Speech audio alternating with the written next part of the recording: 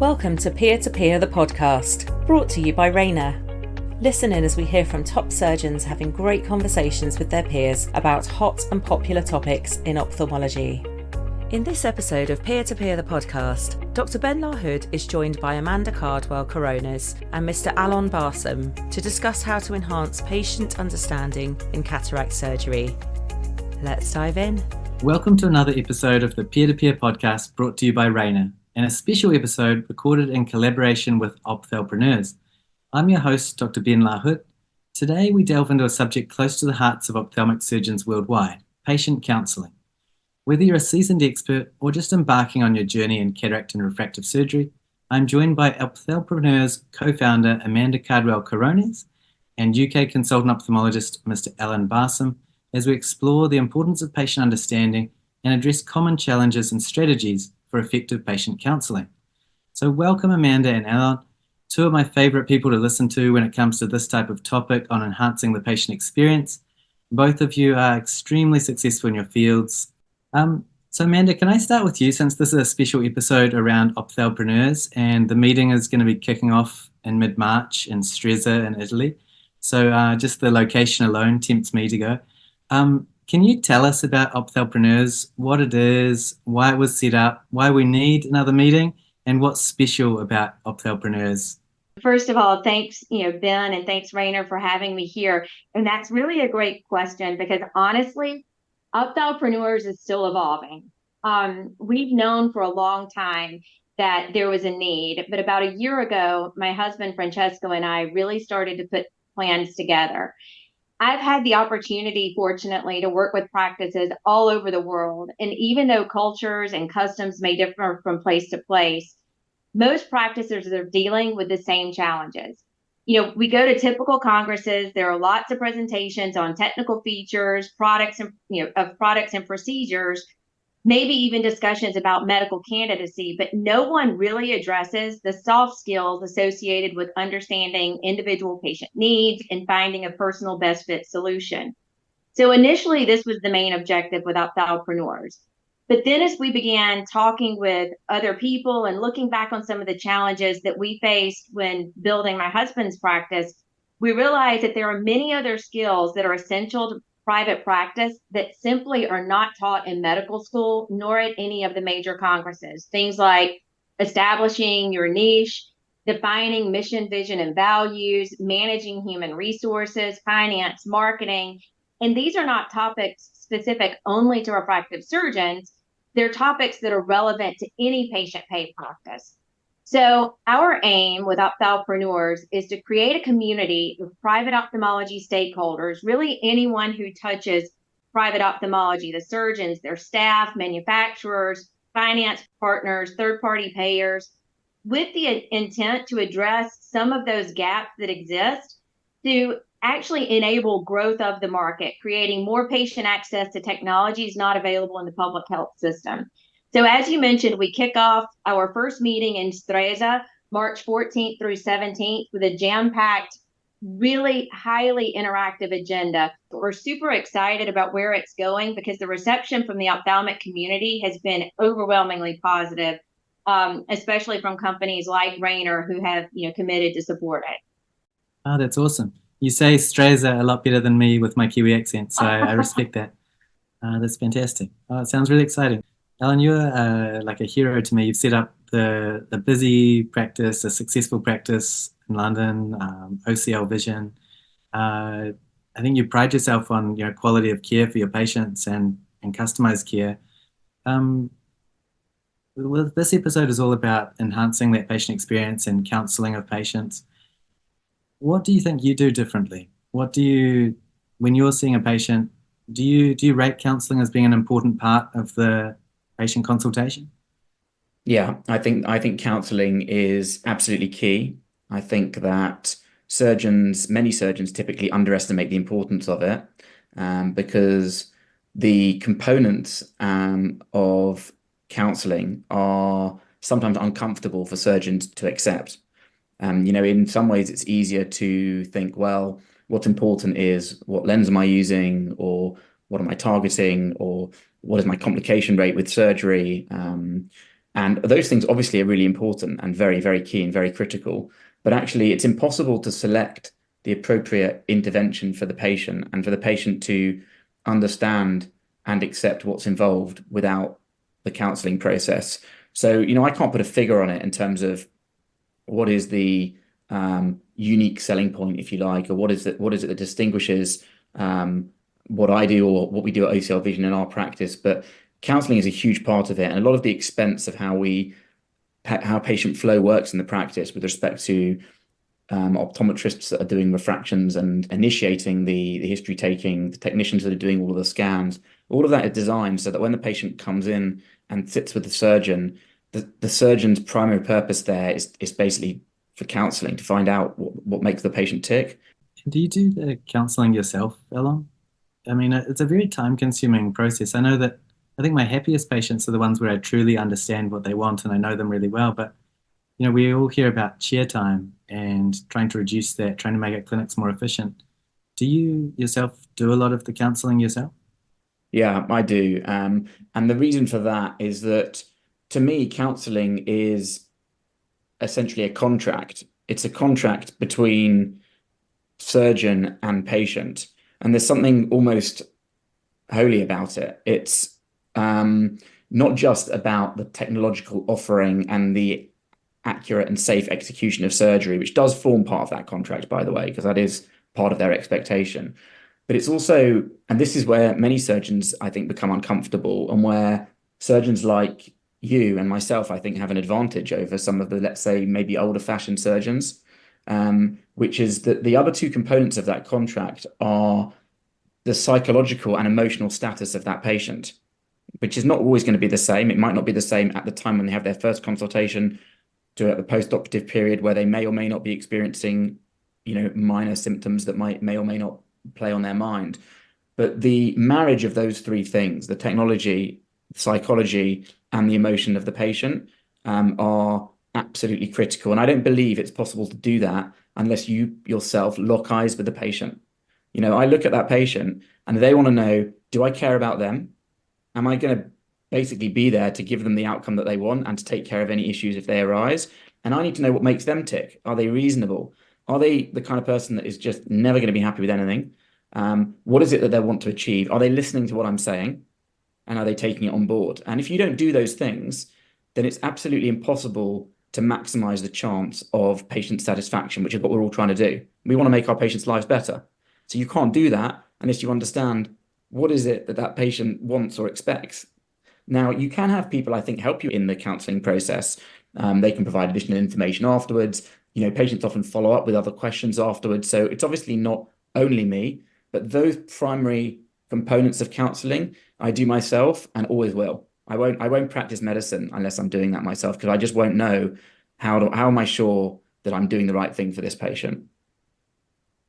That's actually very refreshing to hear, because, we hear so much more about AI, about all these different processes, about cutting out, minimizing surgeon time with the patient. But I completely agree with you. That's how I like to practice, and it's the only way I'll practice. Amanda, this is probably a really huge question, but you've set up an extremely successful ophthalmic practice, and a very beautiful one. What would you say are sort of the very key elements of effective counselling? Similar to what Allon said, when we built our new practice, we bought the existing building, but we completely gutted it. And we started by putting the patient in the middle and building the entire journey around the patient. So it was all about, how do we provide the best possible patient experience? So from our perspective, when the patient comes in, they're picked up by one of the technicians, and they stay with the same technician throughout their entire visit. And it starts with first understanding each patient's specific needs, what frustrations they have with their vision that brought them in, what motivates them to correct their vision. And this starts to give us insight into their personality. Then, of course, they go through their entire, ocular assessment to understand the ocular health and what they're an actual candidate for. And we start in our practice with the philosophy that if there were no cost, meaning no financial cost and no compromises in regards to postoperative vision, that all patients would want the broadest range of vision possible. Therefore, once we know the patient's personality and we know the status of their ocular health, we start our decision tree with the full range of focus lens. So we start out at the very top and we downgrade them to give them as much range of vision as possible without exceeding the level of compromise that they're willing to accept.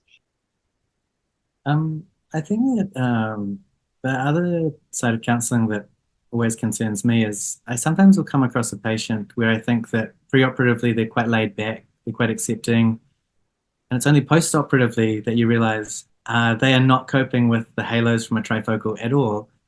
And I often think, wouldn't it be nice if there was some simple test of how angry they get at a minor inconvenience? Like, asking them a question like, say you drop some ice cream on your pants and you were going to work, would that really ruin your day? How comfortable are you with a little inconvenience?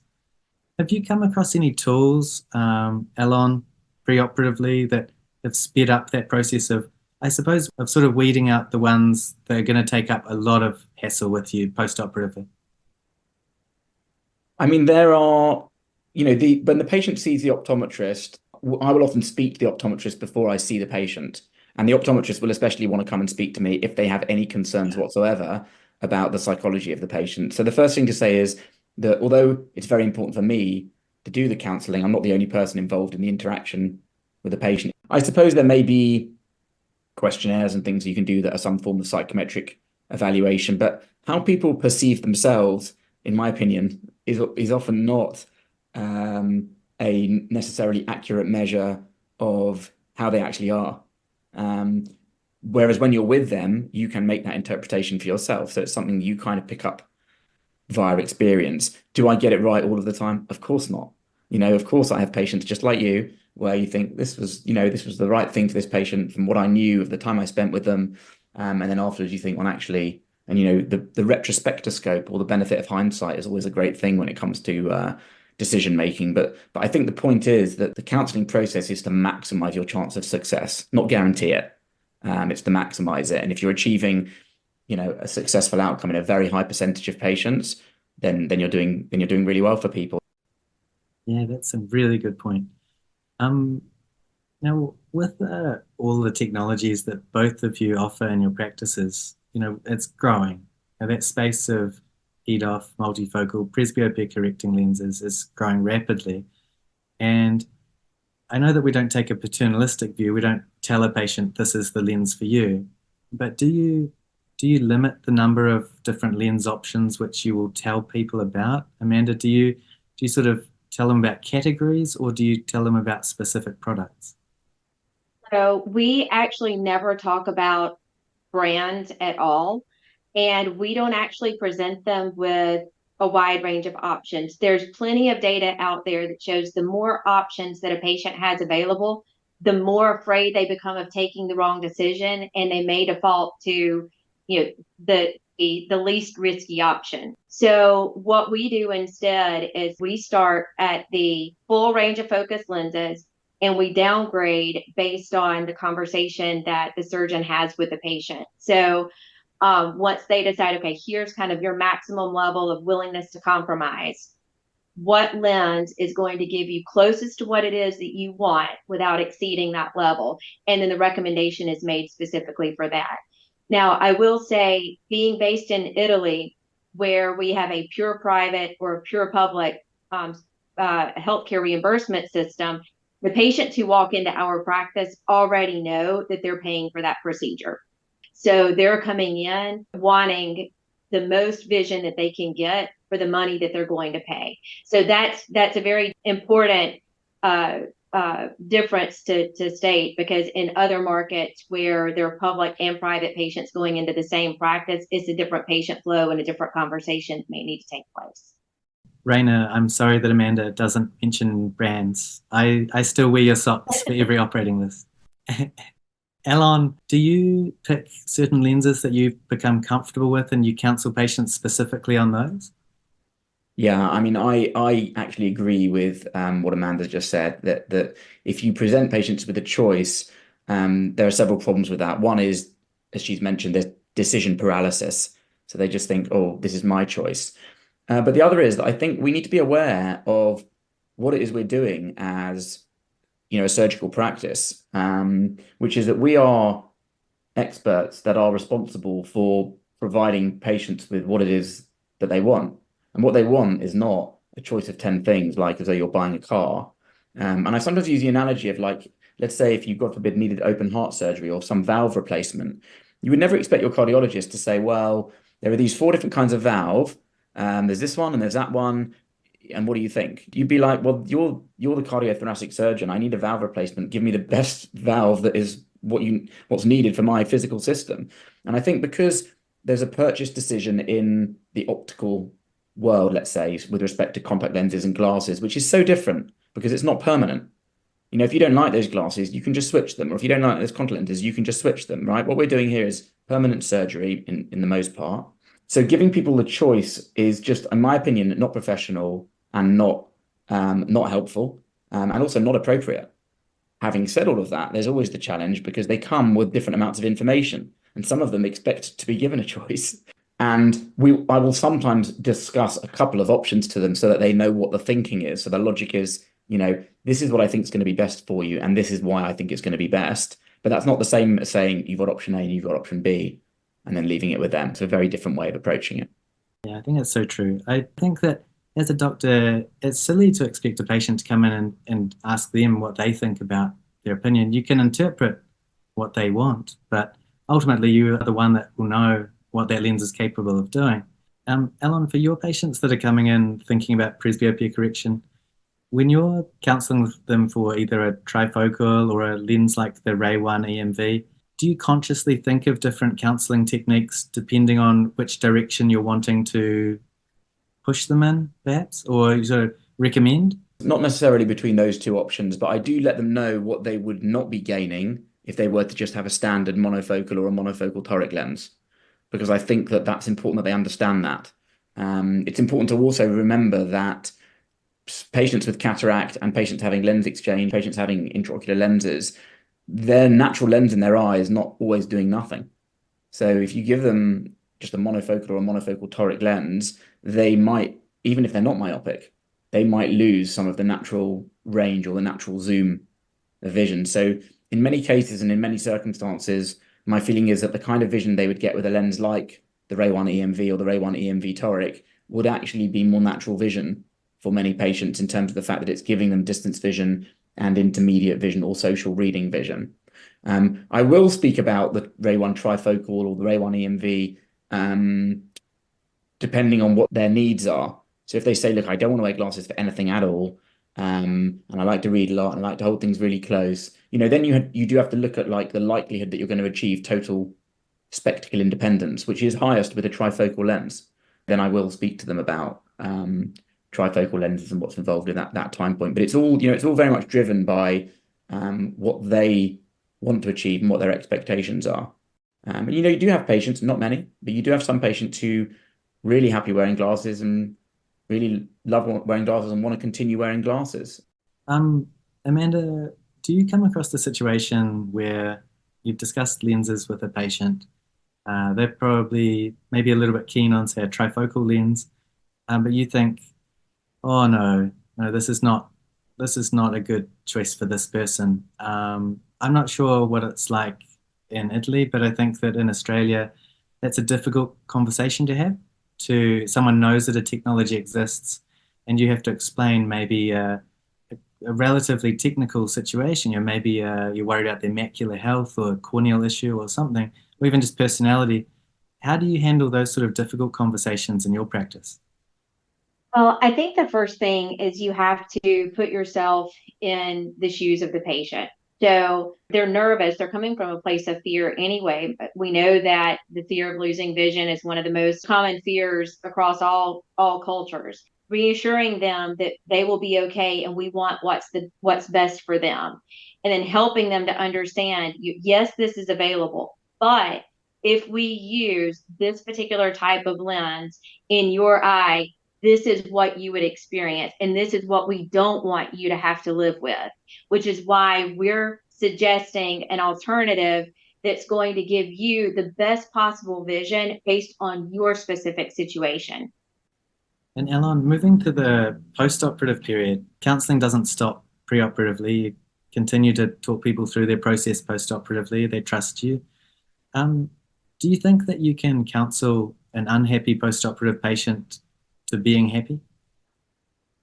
Yeah, I mean, I think that relationship between the surgeon and the patient that, I say is like the contract of counseling, if you like, between the psychology, the emotion, and the technological aspects, that will invariably change after surgery.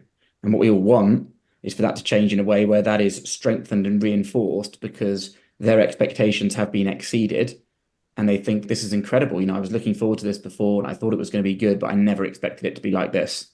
Clearly, that's not how all patients feel about things. And sometimes the road is a bit bumpy. Sometimes even minor things like the eyes are a little bit dry for a few weeks afterwards, to them can seem like a total disaster. They don't know what we know, right? So we know that their eyes are going to be dry for a few weeks and they might take some drops or, do some treatment for that. And then they're fine after a couple of weeks. But they are worried that they may have these symptoms forever. And it's been put there by the surgeon who hasn't done the surgery correctly. Their fear is not going to make them have necessarily a rational response to the situation. So that for absolutely that reason, the counselling has to continue after. And I guess for like purely practical purposes, we in our practice at OCL Vision, we do rely on our optometric team, at least for initiating that process with the patient. If it's not a straightforward thing that can easily be dealt with and the patient is not accepting, obviously then they are put through to us for some of that post-operative care, but it's just not practically possible with the volumes that we're doing individually as surgeons to be seeing every single patient afterwards, even for every mild issue. So we do rely on the optometric team to kind of help us with that. So that's more of a team effort, I would say. But still, nonetheless, very important. And they need to feel that they were well looked after afterwards, that they were listened to. Some of their anxieties might be purely emotional. They might be nothing to do with what's going on with their vision. Sometimes they even have life events and you think, well, you really don't seem the same as you were a few months ago. What's been going on?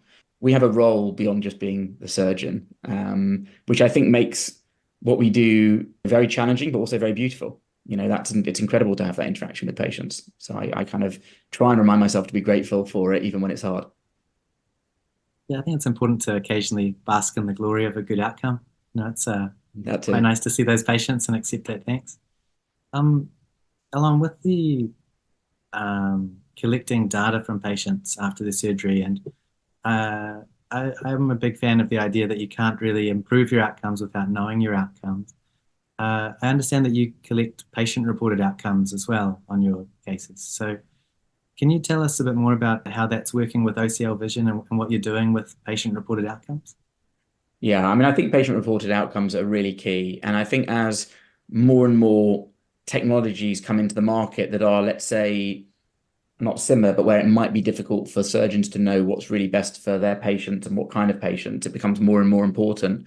And although there is clearly that important relationship between the surgeon and the patient, there are many other components that need to be taken into account. And I think that those will probably become automated at some point in the future by artificial intelligence, keratometry values and axial length values and certain characteristics in terms of refraction. And there are possibilities to refine the choice for satisfaction, but you then have to know, are you achieving satisfaction? And you have to try and know, are you achieving satisfaction in a quantifiable way, in a validated way, in a measurable way, and be able to compare different interventions for that purpose.